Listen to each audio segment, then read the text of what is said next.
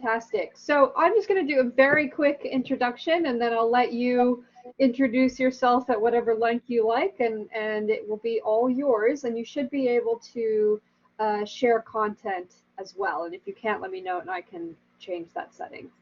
All right. Thank you. All right. Okay, so Dianne Dotson is joining us, I think, from California, right? Yes. Yes. So is joining us from California. She's the science fiction, fantasy, and horror author of The Shadowed Galaxy, a collection of short stories and poetry, The Inn at the Amethyst Lantern, as well as the 4-book space opera series, The Questrison Saga. And I'm sure I've just said that incorrectly.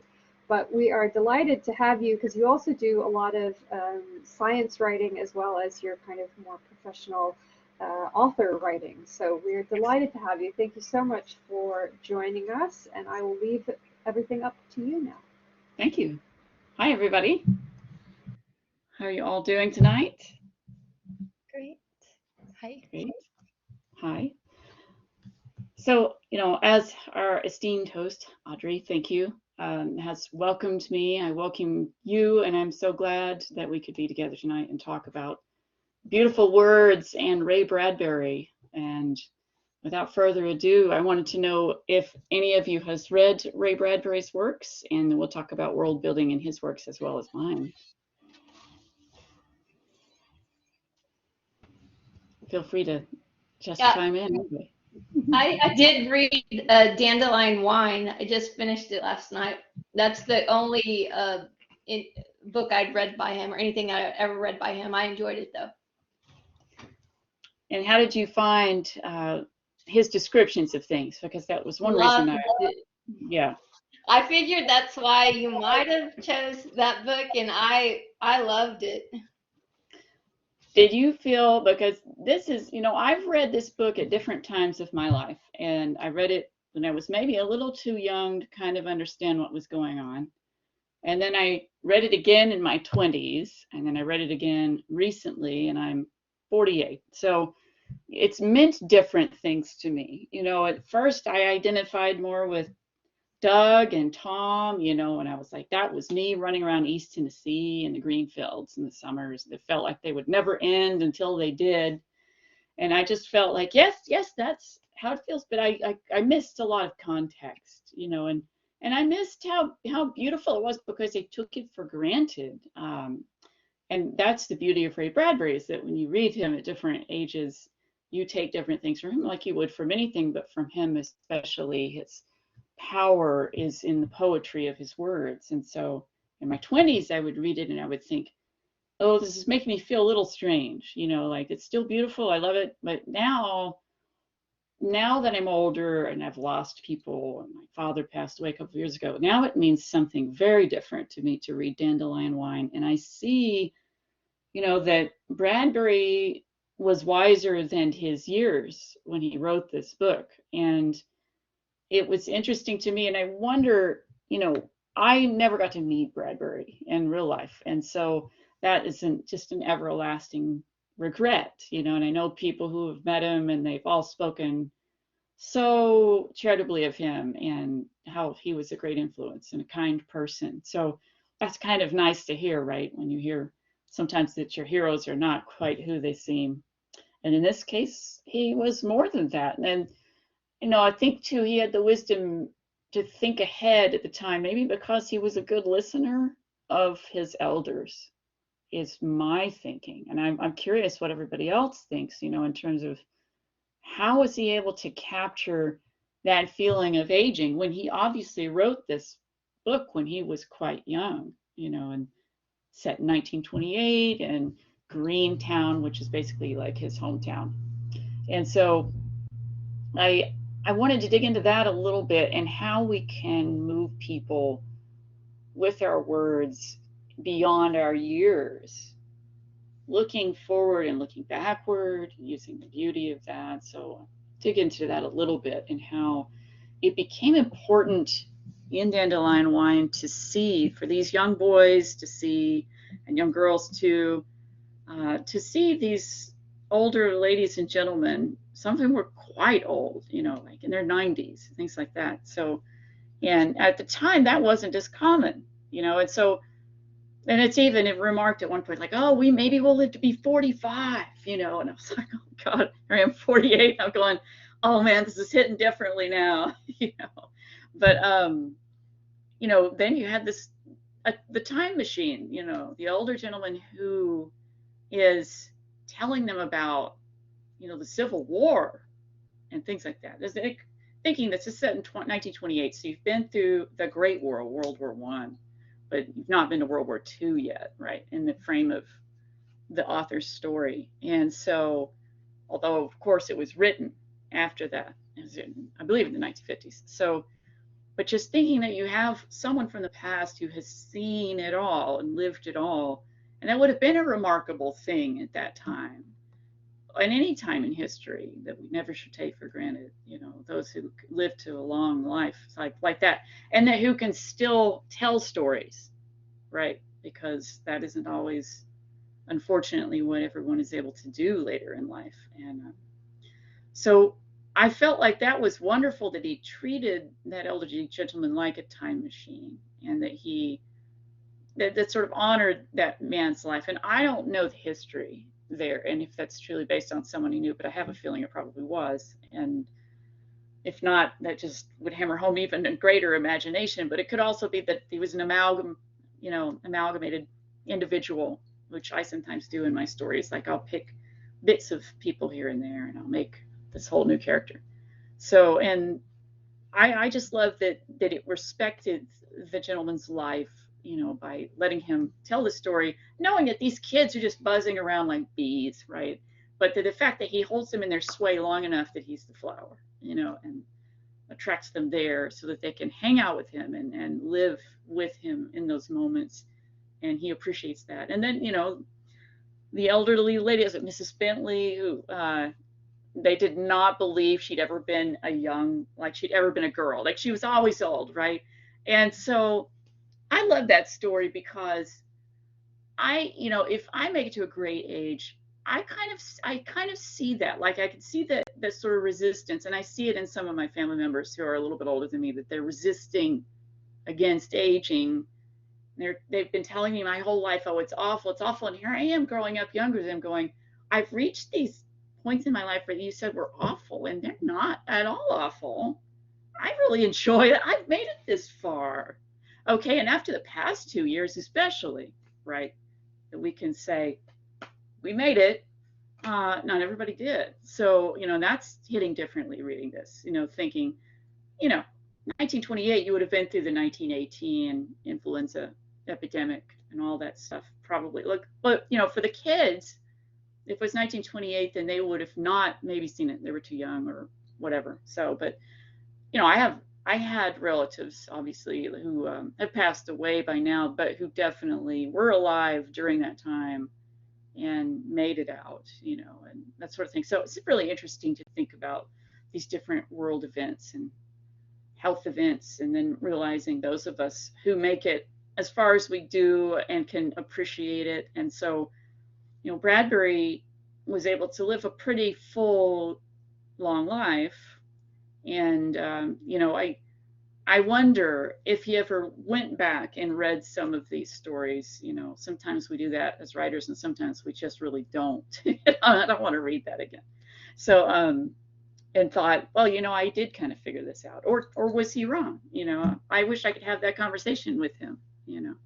So it's just a matter of encapsulating those moments in time, and they can transfer across multiple genres. And in reading Dandelion Wine, it's downright scary in some parts, okay? Like the lonely one. And you know, a certain Mainer by the name of Stephen took the lonely one and ran and made a town called Derry. And you have this clown and a drain, right? So among other monsters. And then, of course, then he had the walking dude. So we're talking about Stephen King now. And I can't help but talk about Stephen King because I just can draw a line straight from Ray Bradbury to him and the influence that he had to have had on his life and on his writing, because King, crossing multiple genres himself, has often written some incredibly poetic prose. And that's often overlooked because, like, he's, you know, the biggest horror writer one of the biggest writers on the planet, most famous, and yet he does have these moments of crystalline beauty, even among those horrible and terrifying stories in which, my God, this is poetry kind of thing. It's kind of glossed over, right? Because he's such a big hit. But I feel like more of us need to appreciate that when these writers who write in their genres, which is just a dart you throw, right? And say, okay, it's science fiction, okay, it's horror, okay, this. But really, it's a lot of things. They're stories, and we give them a label, but they're still stories, in as much as myths are stories, and we as human beings have to tell stories. It's who we are as a species. It is how we passed knowledge on before we ever had, writing and things like that. We would sing, we would tell stories. So, and it just find it, anytime that you can capture these moments in stark beauty and horror and realism, but still make them feel magic, like that's what Bradbury was able to do. And talking about magic and magical realism, I'll talk about that for a minute, and how magical realism is sort of like everyday life sprinkled with a little bit of fantasy here and there, a little bit of fairy dust, right? And in which case, you look at your lamp and your lamp is talking to you or something like that. Some everyday object is suddenly something it wasn't before. Isabel Allende, and many others have written in that genre. And Bradbury was, I would say, a master of it. And even reading, coming through Dandelion Wine, and I'll share a couple of passages that really stood out to me as being quite fabulous. Well, especially, I also read this. This is, if you haven't got this, this is magnificent. Ray Bradbury's stories, and it's a huge collection of short stories, and they're just every which way, genre-wise, you could ever imagine, and beautifully written. And I wanted to talk about this one story called The Rocket, which I highly recommend if you've never read The Rocket. It is pure delight. And, there's a running theme among Bradbury's stories that you build something extraordinary, and it turns out not to work, or it breaks, or something happens with it, that it's like, oh God, but then it turns out to be actually something better than what the person originally imagined, and they learn a lesson from it. And it's a recurring theme. But in this one, The Rocket, that the dad builds this rocket, right? And the mom is just like, you're ridiculous. Well, we see that theme again in Dandelion Wine. So with the happiness machine, which screams Instagram to me, but so if you're reading like the description of the happiness machine, I'm like, oh my God, it's Instagram influencers, because like, the wife is just can't handle it. She's like, yeah, it's making me happy. I'm going to all these different places around the world, except I'm not able to go. So then you have FOMO, you have fear of missing out, and it's just like, see, it's the same, And I thought Bradbury has just been horrified by Instagram, going, oh my God, this is the happiness machine, and so, but then it comes back around full circle with things just, destroyed, and then realizing what's really important. But getting to The Rocket, which is a similar situation, in which case the dad makes this rocket, right?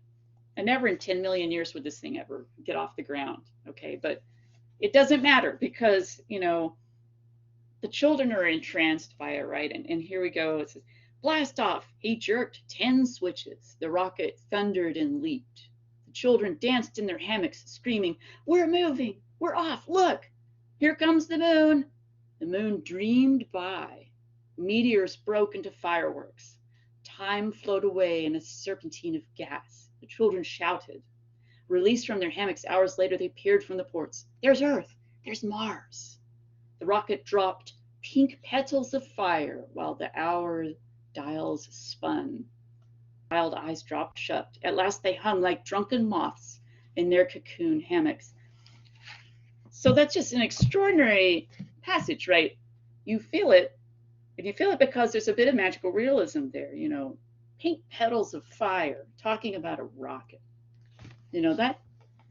That's just something you don't normally hear about flowers and rockets in the same sentence. And there's just sort of a suspension there where you're like, what is this? This is wonder, this is beauty. And that's one thing I love about Bradbury, is that he's able to capture that, but he's also able to terrify us And so in Dandelion Wine, we have this netherworld called the ravine. And for those of us who grew up in the country, there's always a ravine. There's always a place that you don't go, that you're told not to go. You're warned against it. Your parents are like, if I catch you going there, you're in big trouble, whatever. You know, there's all this mythology built around this thing that you blow up in your head. You make up 10,000 stories of your own about what could be there, the stories that you've heard. Well, I heard that Mick went down there and died, or, you know, like he came back and he couldn't, whatever. So like I grew up in East Tennessee, and let me tell you, we had our fair share of ravines. Some of them were quite terrifying.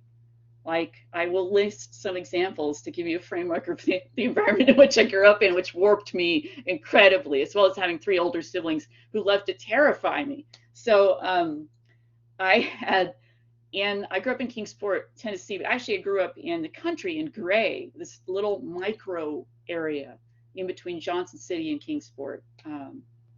And well, I was born in Kingsport and spent the first 5 years of my life there. We moved out to the country in Gray, and very much Greentown kind of place. You know, rolling green fields, idyllic, you know, looked like Vermont, but was hotter, basically. And so I lived next to a railroad track, and it was a coal track, CSX train going from Southwest Virginia back and forth Tennessee, carrying coal, you know, rumbling all day, all night, super noisy. But I was entranced by the track, right? So I would go off down the track and I'd follow it for some ways. And I eventually learned that if I told nobody I was doing this, it was a lot more fun. But of course, if my parents ever knew that I did that, it would be over for me. I would be grounded for like life. They would never let their eyes off me, so I never told them.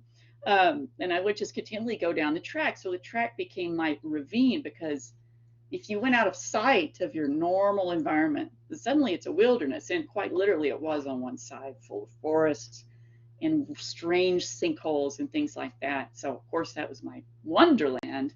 I would take, and I regret to say this, I had a toy machine gun because I was the ultimate tomboy, and I would get in these camis and smear paint on my face and had the you know, get down on my belly and crawl in the woods next to the train tracks and these sinkholes, until one day I saw someone on the track, a big person, okay, framing that I was probably about 10 years old or probably younger, but and I thought, uh-oh, you know, because up to that point it was all fun and games. I was by myself. I was like, this is cool. Once in a while I'd rope a neighbor into coming with me. I had a neighbor boy for a couple of years till he moved away, which that, you know, that's another aspect of Martian Chronicles I'll get into, is nostalgia and missing people. But so then when I saw that person, I was like, you know, I was like, okay, that's a hobo, you know, because I'd been told about these mythical hobos on the tracks, right, forever.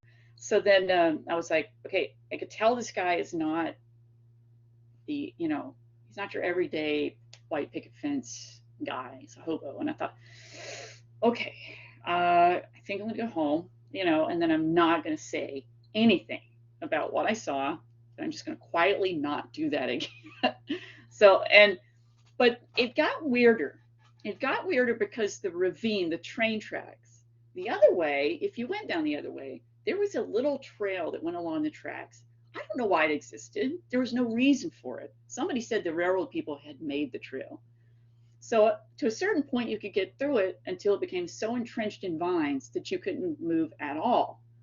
But when the neighbor boy, Jason, and I decided, like, oh, we're going to bushwhack this stuff. We're going to blaze the trail, you know.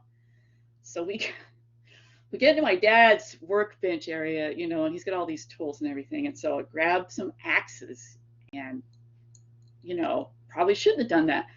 When every day before he got home from work in the summer, we would go and we would hack away at these vines and work our way through this trail.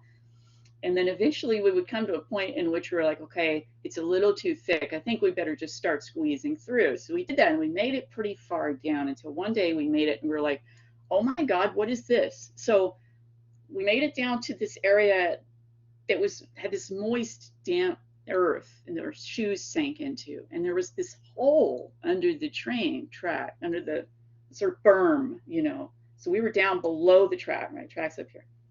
and it had stones, and it was like a little tunnel. And we were like, why is that there? You know, we couldn't figure it out. We were in a cow pasture on one side. There's a train track. On the other side, there's farmland.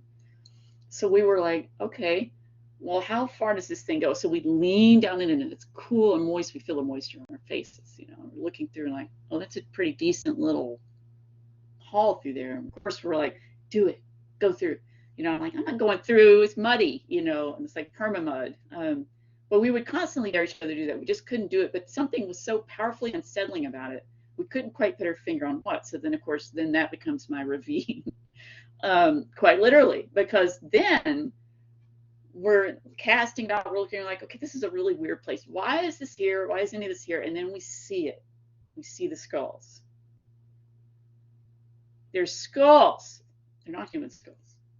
They're cattle skulls down near the sand. We're like, oh my God, what is going on? You know, I mean, it was like, okay, I've had it. You know, we had to just kind of leave. I think we were like, we're super imaginative. We got pretty spooked, worked up. And we're like, we're leaving.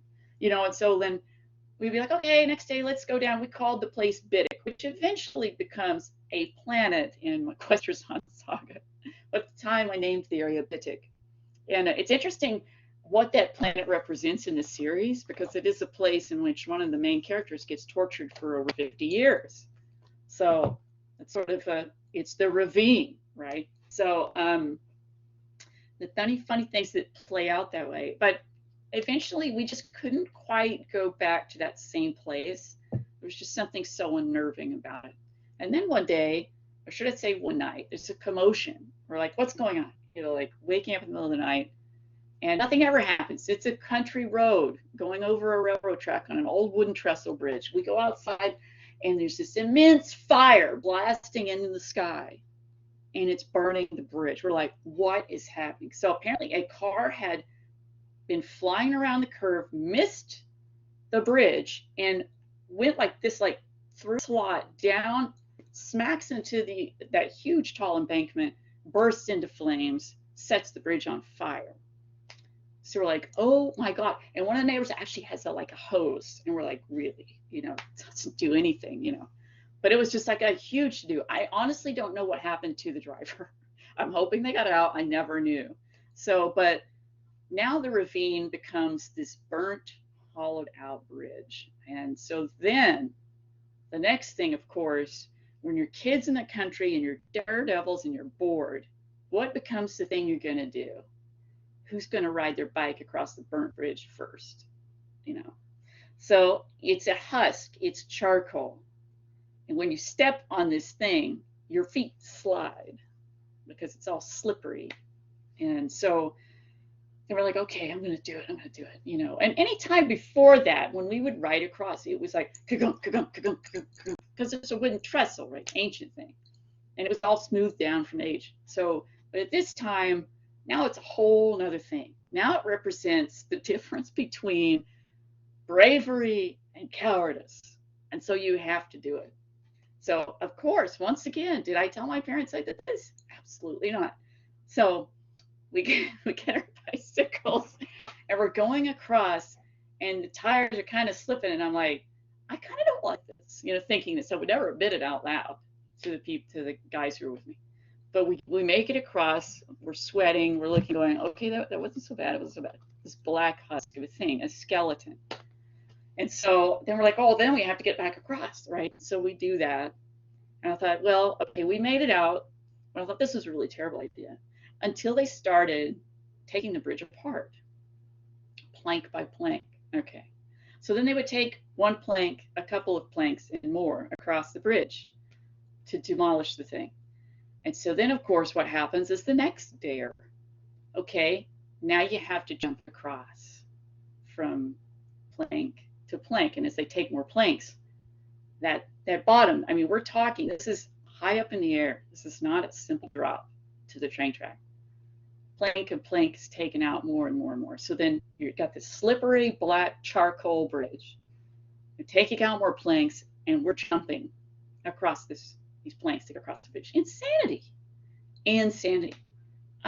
the only kind of thing that a bored kid in East Tennessee could ever conceive of, I guess.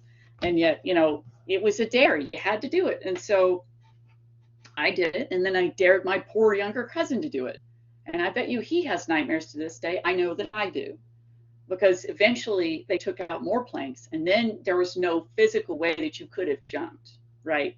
And that's when I started having the nightmares. Because then I started dreaming that I was out in the middle of that bridge and no planks near, and I couldn't get there by holding onto the rail. The rail was gone. So then, and then under it's like this huge river or something, you know, in nightmare. So that was a lesson, in which case, like, these different parts of this mundane, boring country area become quite sinister. But what really struck me reading back through Dandelion Wine is the descriptions of the ravine and how unnerving they are and how beautifully written they are at the same time. So I'm going to talk about those a little bit. And let me see if I can find. Nighttime's awful dark. Yeah, it sure is when you're a kid and you've got doing stuff you shouldn't. Hopefully I can find this, because I had it marked, and now of course the mark seems to have come out, as is wont to do. But I will find it. And meanwhile, if you have any questions for me, I can answer them. I'm just gonna look through here. Hi, this is Claire. I was just gonna say, listening to you, and you reminded me of To Kill a Mockingbird, and I was just looking at the publication date of that, just to see, like, I guess he published Dandelion Wine in 1957, and To Kill a Mockingbird was in 60, and I don't know if she was influenced by that, but it's that you still have that, you know, Scout and Jim and the woods and the neighbor, and Yeah. still that sense of like this place you don't go to and then becomes terrifying as well. So Right. it's really, There's a theme there. Well, I think too, you know, there's a lot going on. You know, David Lynch is really good. If you're a David Lynch fan, he's really good at digging into making small towns and communities really seem quite terrifying. Because once you start learning about the history of places, then you start unearthing some very unpleasant truths. And, you know, I think David Lynch took that and ran with it with Twin Peaks, obviously, and, you know, obviously Blue Velvet, which was yikes. But I had some of that sort of feeling. So, okay, here's some of the description. Like, we talk about this ravine. 100 yards away, the ravine began. He could smell it. It had a dark sewer, rotten foliage, thick green odor. It was a wide ravine that cut and twisted across town, a jungle by day, a place to let alone at night. Absolutely, right? So then you have this lonely one, this individual who apparently is a serial killer in this small town, picking off people, women, you know, kids, whatever, and then it just becomes the boogeyman, right? Like this is their fear factor. This is the sort of views, you know, the parents are like, don't stay out, the lonely man will get you, kind of deal. And then it becomes for the kids like a challenge of like, oh, lonely man's gonna get you for sure. And then of course, when Doug's running late one night, and the mother and Tom at this point is like, whatever, life is awesome, you know, until Doug doesn't come home on time. And then he's like, wait a minute, starts to kind of think about it and gets really unnerved. And then, you know, Doug has already kind of at this point gone through this sort of existential crisis. He's figured out he's alive and what that means. But now it's Tom's turn. And Tom does it because of Doug and because of what Doug does, and gets thrown late, right? Which is, I mean, so then now I'm looking at this story as a mother. I have 2 teen boys, right? So, and I used to have nightmares, you know, after they were born and things like that. So now they're taller than I am. It feels different, right? Whether or not it is, it feels that way. But when they were smaller, you know, and I felt that deeply troubled emotion of like, are they going to be okay, right? And that comes up a lot in our lives. I think that may never go away. That's so I've been told, which is why I didn't tell my parents where I was, right? Because I had that feeling. They probably wouldn't have done so well. You know, so Tom is getting nervous and mother's nervous. He's never seen her scared, that shakes his foundation a bit too, because we think of our parents as these rocks, these solid people who are never scared, they're never sad, they make everything okay. But, you know, Tom picks up on this. He knows there's something seriously wrong with this ravine. He's like, something was going to happen. It was as if the whole ravine was tensing, bunching together its black fibers, drawing in power from sleeping countrysides all about for miles and miles, from dew-sodden forest and dells and rolling hills where dogs tilted heads to moons.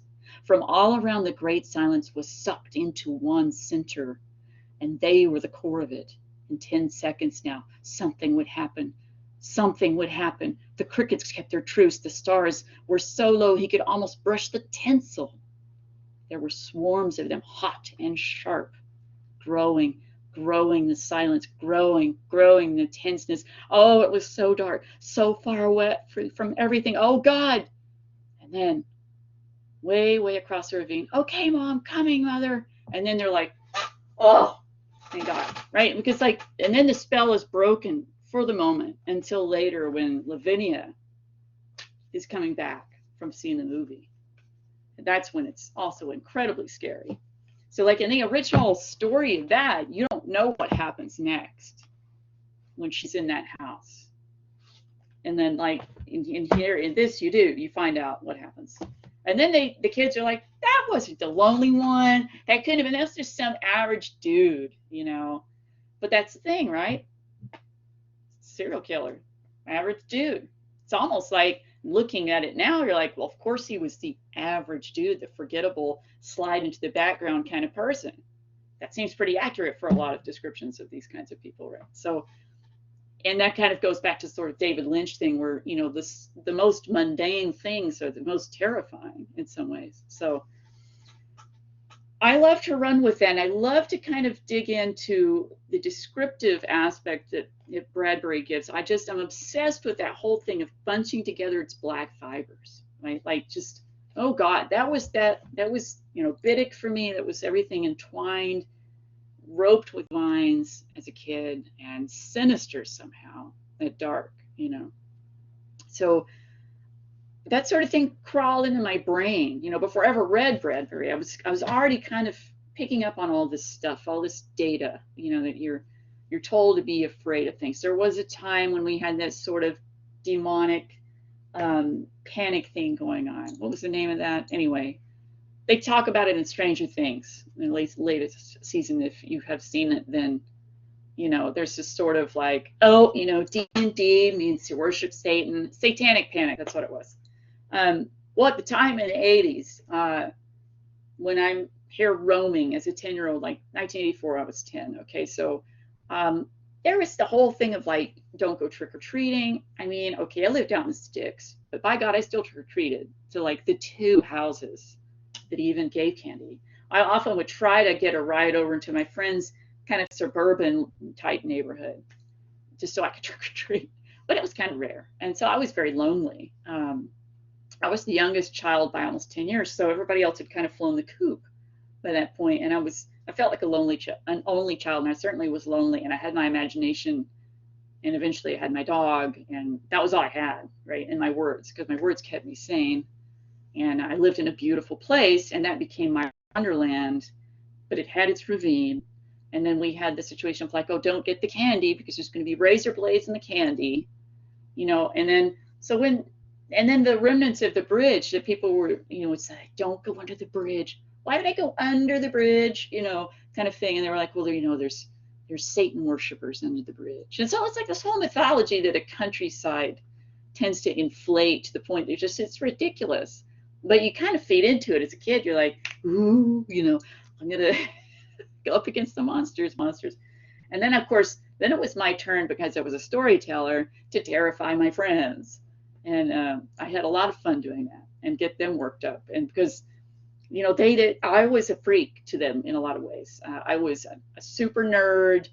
I was not, nobody knew what to think about me, right? Because I was all into sci-fi, fantasy and stuff. I was into Transformers and He-Man and all this jazz, and I still am.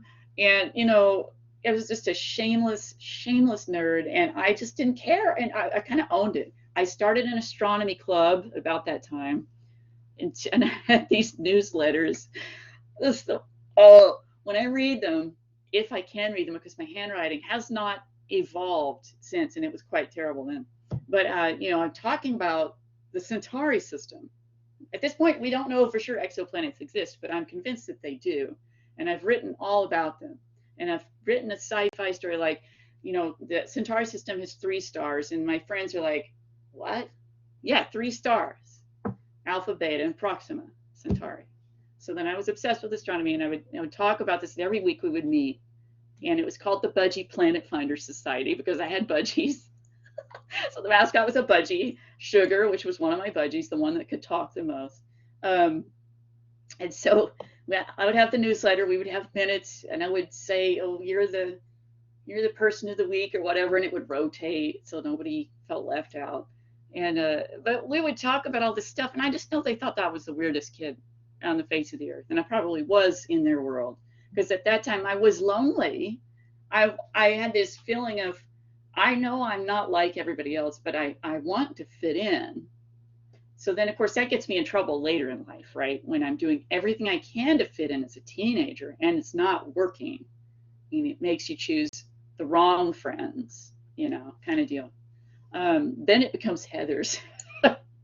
So, but that was later. And, but at the time, like I was doing anything to pass the time. I was writing what would eventually become the Questerzon saga, because I started writing the bones of that at 12 and 13, and I finished an entire book at 13, and then its sequel at 14. And I had this magnificent English teacher, Mrs. Phillips, and she wrote to publishing companies on my behalf. She believed in me, and because of her, I believed in me. And really, sometimes all it takes is that one teacher who believes in you, lifts you up. And she did. She was not only an English teacher, but she was a science teacher. That's important for me because I took both routes, probably because of her. And she was a strong and feisty woman. She kind of reminded me of Barbara Eden a little bit, like in looks. She was very striking, but she was super sassy, super savvy, and very point blank. And I feel like she and my music teacher were definitely not the typical teachers you would find in East Tennessee in the 1980s. And I felt very fortunate looking back. This is in the middle of the country.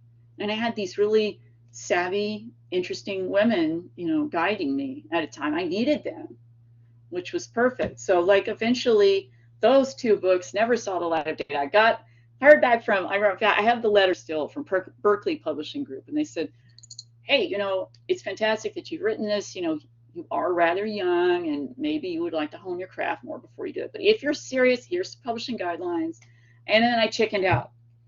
I was like, well, I'd reached that pinnacle thing, like, hey, I got a bite. Uh-oh, no. So then that sort of imposter syndrome just latched its claws into me.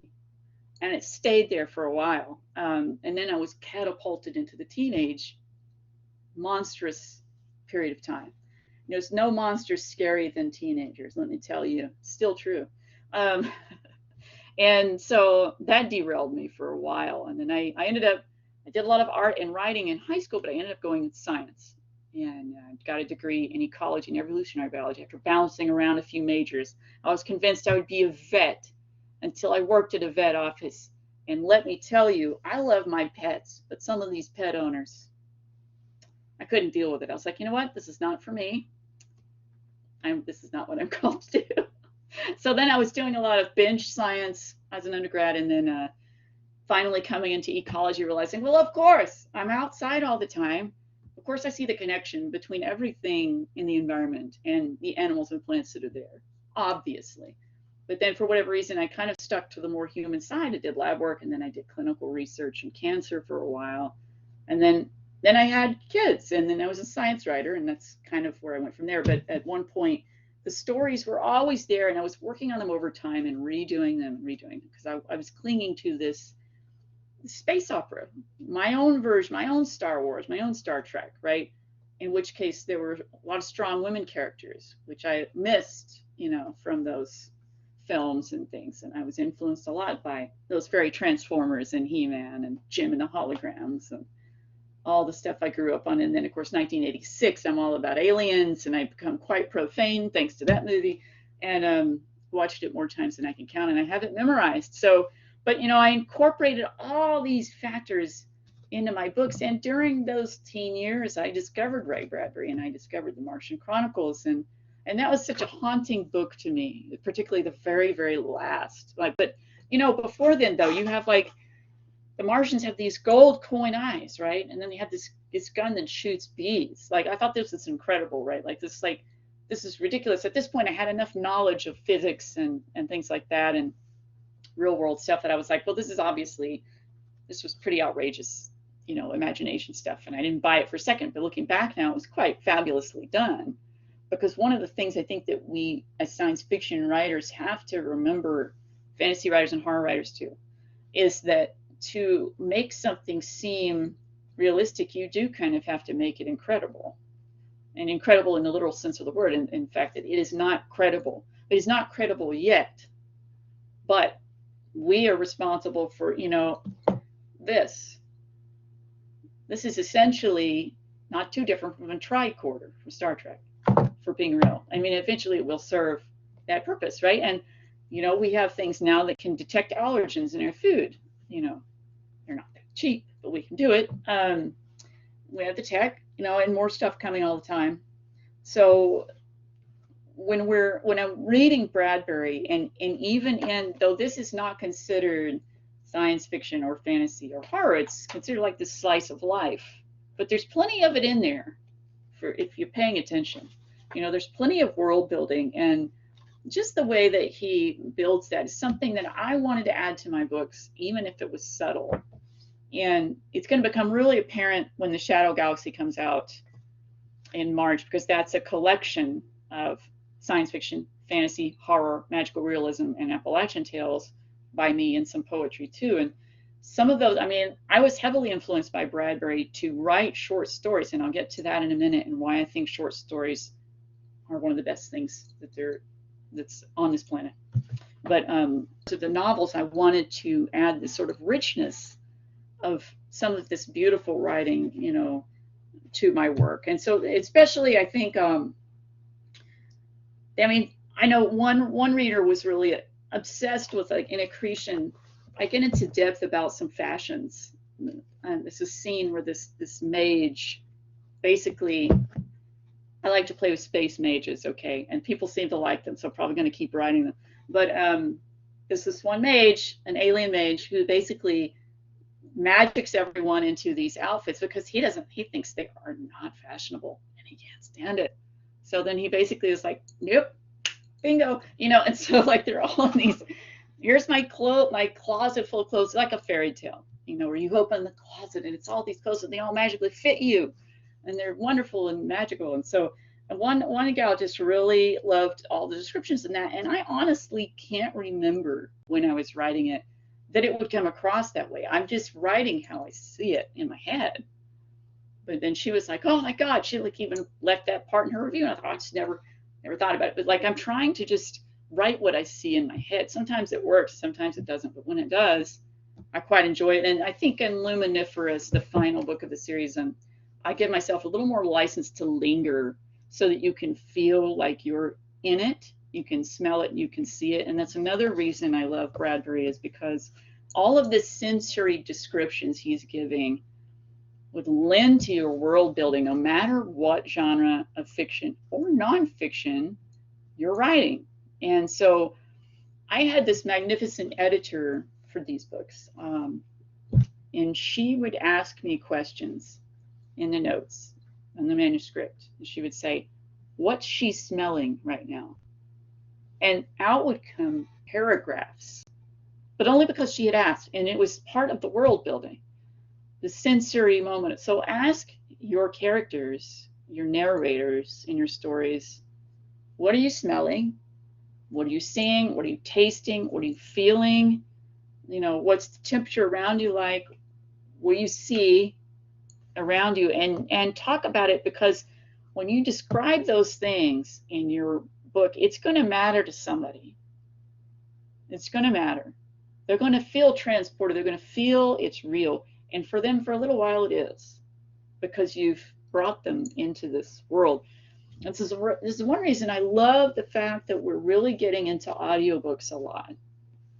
Obviously, for an accessibility standpoint, it's very nice that you can hear these stories. It kills me that mine are not in audio yet. You can do that by, I think, Kindle and those kinds of ebooks will let you kind of have a narration by AI. It isn't the same, but it's better than nothing. But I think having audiobooks is such a powerful, wonderful thing, because then you can do inflection, you can describe things, and it's just kind of comforting to listen to an audiobook. I never used to really be into them as much until lately. For one thing, it's hard when I write. I can't listen to anything, especially not another story. But when I'm doing artwork, that's not true. And so a lot of artists listen to audiobooks. So if you can get your words to be read aloud, that's going to be such a benefit to so many people. And that's another way to make these descriptive paragraphs and passages really stand out. So those are some of the things about that. But I do want to talk about short stories. And I've mentioned this before. I'm going to show it again. So Ray Bradbury's stories, it's a huge tome. It's paperback, but it's basically 100 of his most celebrated tales with an introduction by the author. And it's a wonderful treasure to have. And short fiction, I feel like, is having a massive renaissance right now. And that, I have to say that even if your goal is to write novels or memoirs, please practice writing short stories. And there's such a range of them. There's, you have everything from drabbles, which is like a couple hundred words, on up to flash fiction, which is like, 1,000, 2,000. And then you have a proper longer short story. Then you get into sort of novellas and on after like 30,000 words. But short fiction is having a renaissance. And one nice thing about it is if you start getting short stories published and you're already building a name for yourself as a writer before you ever get a book out.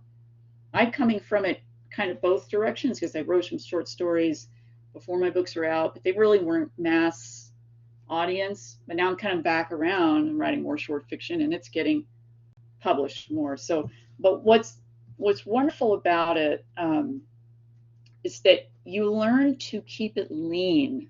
You learn to keep the story lean. And I know, but you're not sacrificing the world building at all. You're just shrinking it down into the core of your story. And there's still, as Bradbury has proven with his short stories, there is room to make it feel like you are building worlds. And then, hey, if you're lucky, they could be part of an anthology. They could be nominated for awards. Or you could also do what I did and collect so many of them that you're like, this is now a book. Meanwhile, you've been writing these stories. It doesn't really feel like you're writing a book. But one day you look and you go, oh my God, suddenly I have all these short stories. What can I do with them? And guess what? Some publishers like to publish collections. So I highly encourage trying your hand at short stories. It's such a vast playground, and it's such a fun exercise. And don't think in terms of rejections, because we get them a lot, all the time. Don't let that stop you. Everybody does get them all the time. But when you get a yes, it's such a great yes. And sometimes you get paid for them. And I recommend going for the paid markets. Like, look for the short stories that pay you so many cents a word, and those tend to be the ones too that help qualify you for award nominations, just so you know. So that's something to think about. But short fiction is great. Long fiction is great. Stories are, just who we are. So now I'm going to turn it over to all of you. And if you want to know anything about my books and my stories, we can talk about that, or we can talk about craft. You feel free to take the floor, and let's start having a discussion.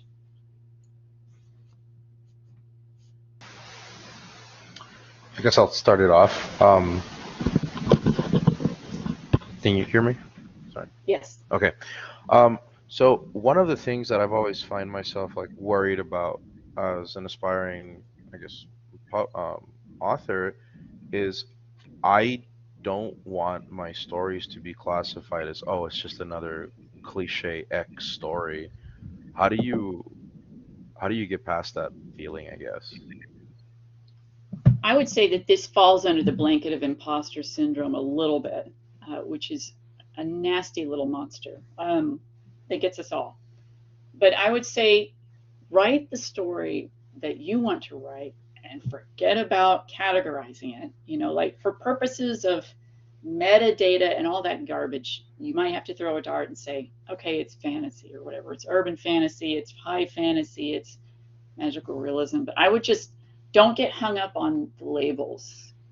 Write the story you want to tell, you know, and that's just really all there is to it. Stick to what you want to do, you know, because your story is unique. It's not, you know, and anybody could say like, oh, how do I avoid being like having tropes and things? Everything has tropes. Don't worry about that either. Like I'm a trope, you know, you can't disprove it. So, you know, everything's a trope. And Yeah.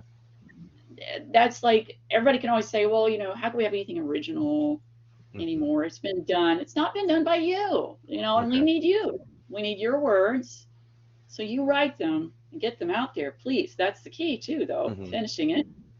Slap it down, hand it to an editor. An editor will save your work. We could talk about editing if you want, but editors are really, at the end of the day, our heroes. They make our work better. And a good editor will guide and not chide. So, you know, like the one I was telling you about, like, what's it smell like in this scene? Yeah. You know, she's trying to build that world. Or they help you choose a stronger word, maybe. But if you feel great ownership over passages, you have the right to say that, too. So, but definitely just get it out there. Don't worry about being pigeonholed or think. Don't trip yourself up over your own feet. You know, just get the writing out there. Your work is a gift. So give it, you know, and it will give back to you, too. Yeah. Oh, thank you. I appreciate that. You're welcome. I hope I answered your question. Yes. Okay. I have a question.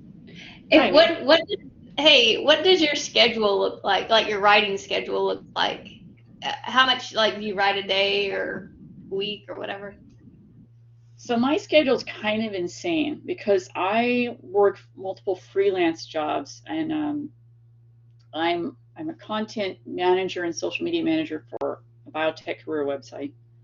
I'm also like a vice president of press relations for a startup biotech company, but that is very part-time right now because it's literally a startup. So basically I'm manning social media for these things. I'm writing content and writing stuff. So I'm writing all day. That is my main job. It's mostly science writing. But then at when I have the opportunity, I set aside time to write. It's really about carving out the time and being consistent. You know, and I don't mean, oh, you have to write so many words a day every day. No, you got to work with what's going on with your schedule. And when the kids were younger, it was impossible, right? Like I was just so exhausted and I couldn't do a thing. So I waited till they were in bed. And so at about 7:30 every night, I'd get my laptop and I would just write as much as I can. But what I do now that they're older and then I've got all these different jobs going on, and plus I'm kind of working my own brand and doing social media for the author side of things, right, and interacting with the public. But I basically have carried that carving out of time and consistent writing, saying, okay, tonight I'm going to write, let's say 2,000 words, which is a lot. If I don't make 2,000 words, I don't beat myself up over it. If you write 500 words, good, you wrote 500 words. You know, and it's just about staying consistent and keeping going because, you know, you start doing the math. If you do 500 words every night, that's a lot of words in a month, you know. So, and then you have almost a novella, right? So then you keep going until you get to that point. There becomes a point where you might be able to carve out more time, like on the weekends, maybe on a Sunday afternoon or maybe on a Saturday morning, sneak away, get some coffee and write. Basically, it's just about carving out the time, but make sure that you do, because it's really easy to let life and other work get in the way and derail you from your dream of writing. And don't let it. You've got to treat writing as a job because that is what it is, and but it's your soul's work, you know.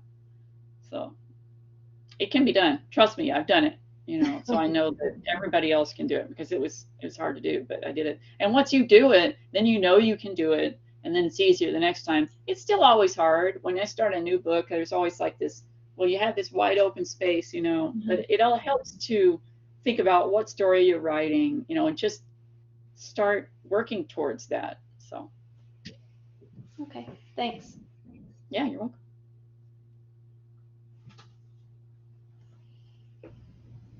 Anybody else? Oh, Hi. quick question. Yeah. Oh, Jason, go ahead. Claire and I Jason. always do that. We Talking over each other. Oh, yeah, Jason, it's fine. Okay. well, Ms. Dotson, thank you for your time. Thank you for Yeah, thank you. chatting with us. Do you ever find yourself, you're writing and it just you maybe you started with the intention of I'm going to go this way, but next thing you know, you're off on a whole new world, whole different aspect. Well, generally, when I think of a story, I may not work the way most writers do. I think of like the whole thing is just kind of blossomed out of my head like Athena from her dad's head, right? So, and so then I'm like, okay, well now it's just a matter of getting it down. That takes time. But what does happen, like there's all that plotter versus pantser thing, where it's like you plot everything out, you have it all outlined out versus I'm just going to let it ride, see where it takes me. There's no wrong answer to this. And some people do a mix of both. For my part, I already know the plot most of the time, but the characters, they like to have adventures. They like to get into trouble. And I just have to kind of be going, hey, what are you doing over there? Come back over here, But I do let there be some leeway with what the characters do. Like you present obstacles, so they face them and they become this sort of independent force of their own. So it's really kind of fun. Have some fun with it. It's really okay. Stick to your main story, but and then sometimes what's fun when we get on those tangents is to let them be kind of an inner dialogue for a character. I do that a lot. And what's nice about this series, but I've done it in other books, is like I had telepathy, right? So you could kind of have multiple inner dialogues interacting with each other for some of the telepaths. But in most of the things I write, I have a moment or two of inner dialogue, like the person is thinking, and then they might be bouncing off about a memory or an experience they had. So, but I would just, have some fun. Writing is a journey. And, it's okay to bring readers into the journey. That's what they're there for. They're having an adventure with your words, but, try to keep in mind the bright stars in the sky of where you want to be to navigate that story, and don't lose track of them, but do have fun. There's no wrong way to do this. Claire, did you have a question? Yeah, I was just wondering, looking at your book that's coming out next year, the Inn at the Amethyst Lantern. Oh, yes. I was just wondering, because it's about teens, and you mentioned your teenage years being, memorable. Do you find yourself going back to? Do you like going back to that time to get that perspective, like for the book that's coming out? Do you kind of go back and channel it, or I find myself drawn to like middle school. I can go back there in a second and I can feel that pretty quickly, so I can just relate to that experience. I was just wondering if to write this book, did you go back there for yourself, or? That's an excellent question. I love this question. And so I love all your questions, by the way. But this is really good because now we can talk about this book, which I haven't really had much chance to do. But yes, absolutely. It's interesting because now I'm the mother of teens. So Gen Z's got its own thing going on, which is pretty awesome. I love them. But I have now two different sets of perspectives. Like I have my teen years and then I have theirs and what they've been going through. And they've been going through kind of an end of the world scenario and how they deal with it. So I was like, oh my God, like I didn't have that. He's like, well, we had the looming threat of nuclear war. It's kind of like something to grow up under. And then luckily that didn't happen. So, but at the same time, like I think back because the main character, Jen, is 14. Her cousin, Mira Celestis, there's a short story that's coming out before this book, and it's called Midnight Serenade. It'll be in Solar Punk magazine. That is directly connected to this book. And it is kind of the Pandora's box moment that makes things happen in this book.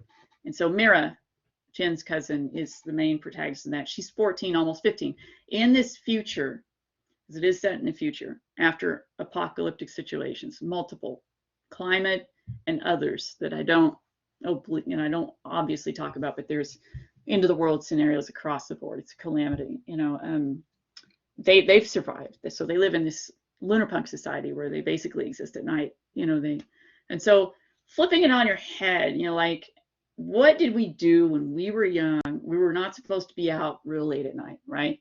Well, in this world, that is their night day. They have a day as their night, right? So then, you can't be out during the day, partly because it's dangerous. It'll burn your flesh. And, and it's basically terrifying in a different way, sort of being like there's too much hostility in the atmosphere and in the environment. But, there's been different adaptations to it, but it's just looked down upon. Don't go out during the day. So then it kind of like flips it. But I like to play with that because then there's that sort of feeling like, oh my God, I can see the sun is coming. We better run. So like the feeling of like, oh, you're doing something you're not supposed to do. And then the short story, Midnight Serenade, Mira is, so there's a glowworm ball. It's like a society thing. It's when you're out in society, when you're at 15, that's their coming of age in that society.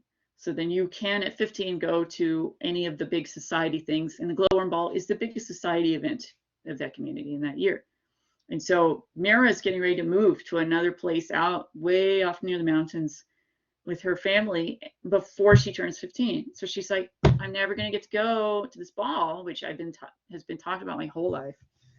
And then so the apothecary is like, there might be a way, and so comes up with a way so that she can fool the age detection system.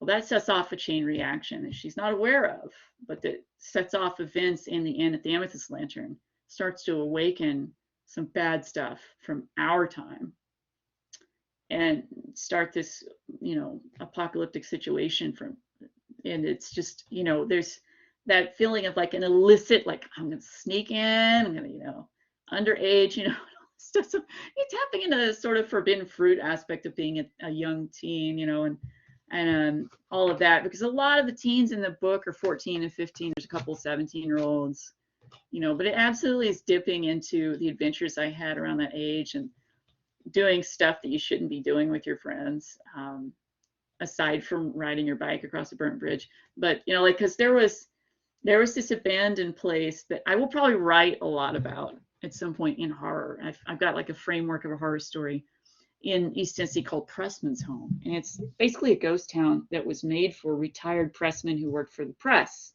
the newspapers. And this place still exists, but it is decrepit and covered in kudzu vines and quite terrifying. So when I switched high schools at age 16, and I'm in this posh city high school, right?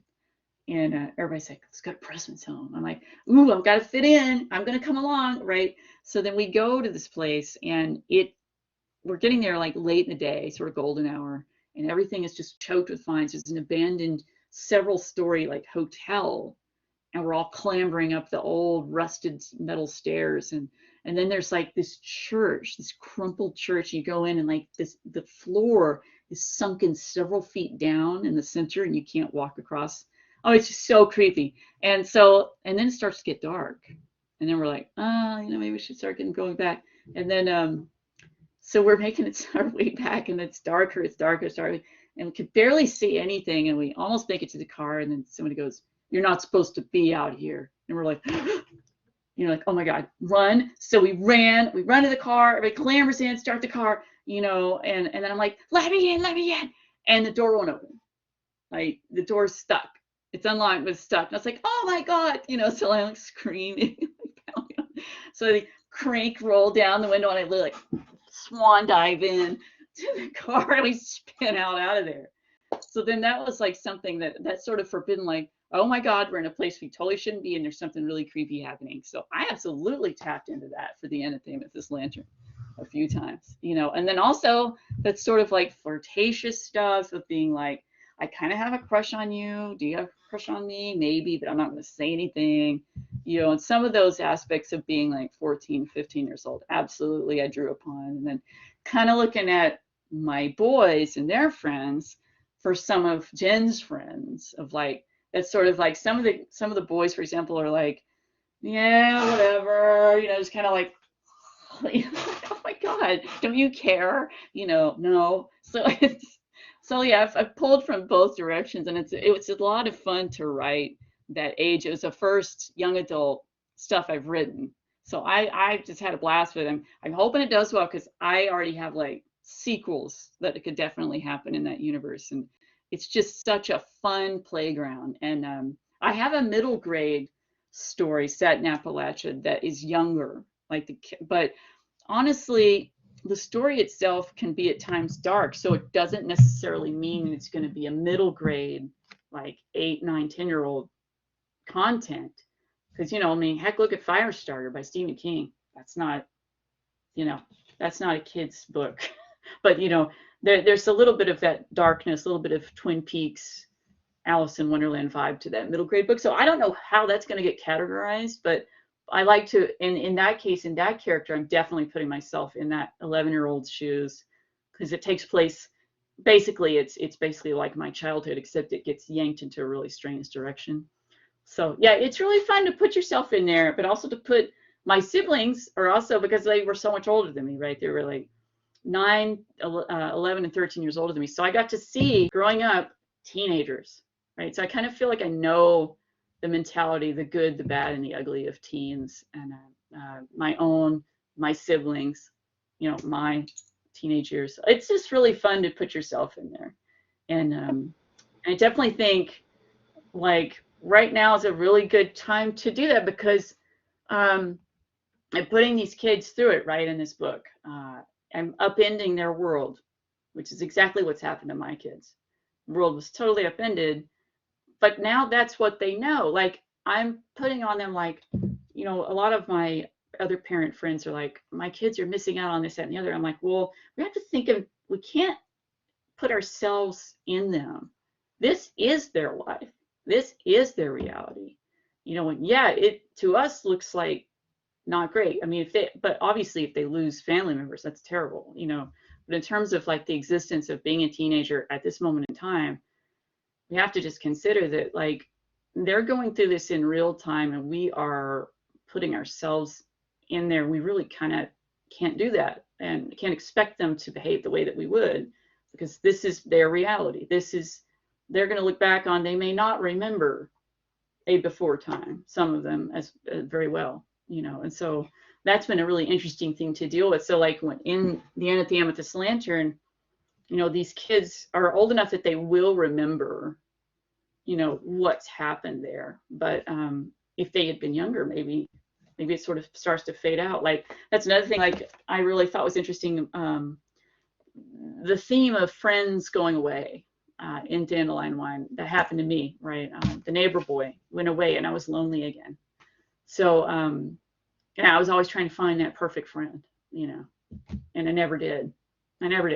It was one time, and it's like in the movie Stand By Me, you know, like you never have friends like the friends you had when you were 12, that kind of deal. It's like there was a moment in time that is over, and like so now I wonder, do my kids think of the time before as that moment in time that is over, or I don't know. So I'm really interested to see how it will shape Gen Z, you know, particularly who saw a before, you know, whereas really young kids, they definitely won't remember what it was like before.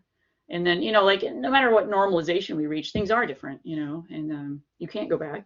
So I think like having these teens go through these drastic changes and shocks to their system, because in this future society, it's fairly utopian. They figured it out. Like they're kind of alone. They're kind of isolated because of various catastrophes. They think they're alone and they're cool with that. Like that this is my home. But they have something come and disrupt it utterly and shake it to its foundation to make them think maybe this isn't the best thing, or this is not what this other group knew. And so then that shakes, like they're like, wait a minute, I thought this was good, you know, and then like starting to think well, maybe it's not perfect. So then that's, you know, that's something strange that I think we go through as teens, is when we start figuring out that the good stuff maybe it wasn't perfect after all, you know. So it says there's a lot of things I dig into that. But definitely putting myself in Jen and her friends. This is a lot of fun. Thanks. You're welcome. Audrey, how are we doing on time? We are fine. It's up to you. We could spend another 10, 20 minutes, but it's it's up to you. So. Oh, I'm good. Like we can do whatever I anybody do feels have like. a quick kind of it's not a question, but rather just a place that I'd like you to think about or to talk to us about. So it's fairly rare to have genre people writing poetry. Obviously, there are Right. markets for that. You know, Strange Horizons and things publish that sort of thing. But they're working on poetry right now in the class, so I'd like you to talk a little bit about your poetry and inspirations or genre or anything around that you might find they might Well, find that's a really good question too. And I always liked Tennyson, and I like Longfellow, and honestly Ray Bradbury also. You know, he wrote some poetry as well. And I feel like with poetry with me, I wrote poems at a very young age. I was writing a lot of poetry. My third grade teacher, I remember, would just plaster my poems up on things. I wrote a lot of things like haiku, but I wrote a lot of kind of maudlin poetry that rhymed also. But it's something I've always done, and it was sort of a habit. I have just sheets and sheets of really terrible teenage poetry. So there are some gems, and I did save some gems, and there's some from my early 20s that I put in the Shadow Galaxy, and there's some more recent. And when I write poetry, I don't really stick to, unless I'm writing a haiku, which is kind of fun to do once in a while. I don't really stick to any format in particular. Sometimes I will have a rhyming poem, and other times I'll have this sort of meandering journey of a poem. And I mean, if you want, I can read one of them to you and kind of tell you. Do we have a theme? Does anybody want a particular theme, or you just want me to just pick something? Read your favorite. Oh, that's a tough one. I mean, it's kind of like I don't pick my favorite kid because they're all my favorite, right? But let me read this one because it's almost kind of a song in a way, and I have kind of an obsession with European folk tales. So this is kind of coming from that. And I even made a watercolor of the subject, if it will open, that is. This computer and we sometimes don't get along. But give me a moment and I will read it. Maybe. One day I'll read it, I promise. I swear. iCloud is chafing me here. Oh. Come on now, you can do it. We'll see which opens first here.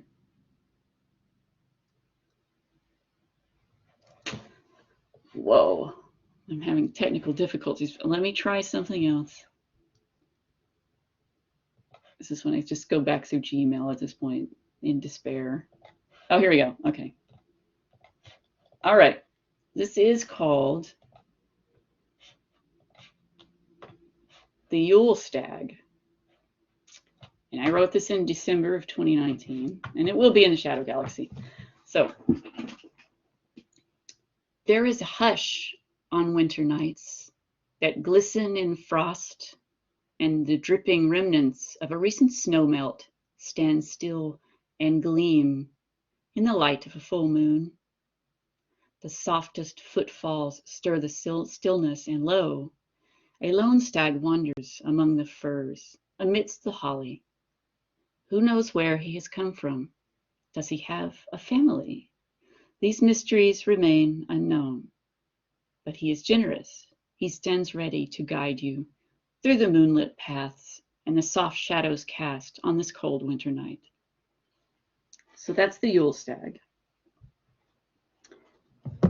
And, you know, nothing in it really rhymes. It's sort of, there's a sort of flow to it, but there's not a rhyme in it. I have rhyming poems, and I also have poems that are a bit savage. There's a savage one in the Shadow Galaxy that is just emotionally raw, because it came from a place of being hurt by someone, you know. And if you want to hear that, I can do that, if it will open for me. We'll see. The little circle of doom. Here we go. All right, are we ready? Obsidian. I hold within my weathered hands a heavy weight, etched and curved, once sand, burned in volcanic fire, made anew as black glass. And this I hold, this you did to me. Ancient remnant, my caress of you, hands within, hands without, enclosed inside. This hard and colorless void once knew, as liquid flame, and this I grieve, this you took from me. Struck upon my flinted heart, darkened blades, darker thoughts, darkling shards, from magma knives, wet now as this time, and this I bear. I cut my thoughts from thee. So there's some poetry. Thank you. That was wonderful. You're welcome. And that did have a little bit of movement to it, a little bit of rhyme, more so than the Yule Stag. But I kind of like to play with that, you know, kind of like to have little patterns in there, but I don't always have rhymes. Sometimes I do. You know, I just think whatever, when I write poetry, it's usually from a place of kind of being in a dreamlike state, almost a trance-like state. It's a very different kind of writing than the other writing for me. And again, it's like there's no wrong way to feel that movement, you know, come out. But it tends to be pretty emotional, you know, very personal sensation.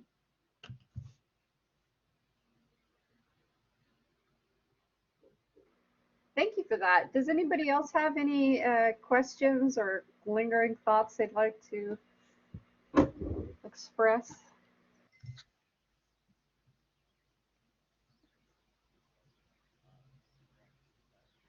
We can't hear you. Okay. Can you hear me now? Yes. Uh-oh, now you're gone again.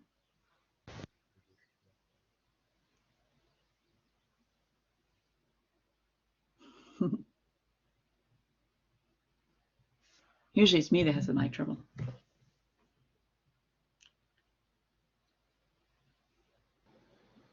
Thank you for that last poem, by the way. I just said it was really beautiful. It's really so sharing that with us. Yeah, thank you. Thank you very much. Yeah, there's a couple of poems in the books that are written from a place of hurt and anger. Edwin asks, are there any books? Oh, where'd it go? I lost it. Are there any books you recommend to hone our writing skills? Is this question. Well, that's a very good question. I have one right behind me. Yes, the bias is strong, but it is a good book. About Writing by Gareth L. Powell. And for those of you who don't know, that is my fiance. So, but it is a new edition from Gollancz, and it's been expanded. And what's nice about it is I will read to you the sections, you know, as getting started, getting organized, story ideas, inspiration, writing novels, about writing, about getting published, social media. It's really got it all covered and pretty up to date. It just came out a couple of months ago. So About Writing is very good. Ray Bradbury has Zen in the Art of Writing. That's another great one. And Stephen King has an About Writing book as well. So all of those are great. And I have to I recommend too Anthony Johnston's book, What was the name of it? Let me look that up. I know him. The Organized Writer by Anthony Johnston, who wrote Atomic Blonde comics and stuff like that. So The Organized Writer. It's really excellent. I actually have that one on audio. He narrates it, and he's British. It sounds good. And that one really kicked me into gear because the 2 books coming out next year are traditionally published, and they're my first traditionally published because I published the Questions on Saga myself. With, I hired professional editors and professional cover designers, but the Shadow Galaxy collection and the Inn at the Amethyst Lantern are published by publishing houses. So when I was listening to Anthony Johnston's book, it was better for me from that perspective in terms of I had got the Shadow Galaxy, all the stories were already done. I just sent them off, and that was kind of easy. But it was very different for me with the Inn at the Amethyst Lantern because I had never written under a contract before. Basically what happened was, I'd written the short story, and I'd written this entire universe behind the short story, and so when they accepted the short story, I said, by the way, I've come up with this whole other story related to this and what this is connected to. And they said, well, send us a book proposal. So I did. And they were like, we want it. I'm like, oh my God. Like I found out in one day, I had 2 book contracts in one day. It was like, that never happens. It'll never happen again. It was crazy. I screamed a lot, and I had some fun that night. But anyway, I celebrated. But I had to write a book by a certain date, and I'd never done, I was always on my own clock, right, before. But writing under contract is another animal because you got somebody waiting on you and you can't let them down, particularly if it's your first one. You have to, so I was determined to finish it as fast as I could, and I finished it in less than 2 months, and it was 84,000 words. So there was one weekend in which I wrote over 20,000 words, and I was just fully determined and in the zone. And I stopped to eat, and I went for walks. But by God, I didn't go anywhere. It was like a long weekend. I was like, I didn't go anywhere. I just wrote. And I did it. And knowing that I did that was like this feeling, this incredible feeling of like, oh my God, I wrote a book under contract. I did it, a full book. And I was like, now that I've done it, I know I can do it again. So, the next time this happens, which I'm hoping is sooner rather than later, I can honestly tell them I can write this book in so many, like 2 or 3 months. And I know some people, it would take a year, however long. I mean, honestly, like for the Questions on Saga, obviously, I took decades to get that where it needed to be. So there's, to be able to write something in 2 months was a very different, big challenge, and it was fun. I'll be honest with you, it was a lot of fun. But I don't know how messy it is. I have a beta reader, and so I would be like finishing because I was in a hurry to get this in ahead of time. I would finish chapters, and he would get the chapters, and I would just back and forth beta reading. And so I waited to do any edits for a few days. I didn't even look at it. I didn't want to see it. Let that thing breathe. Basically, when you're done with your manuscript, let it breathe. Let somebody take a look at it. Let it sit there, and then come back, and you're fresher, and you see things.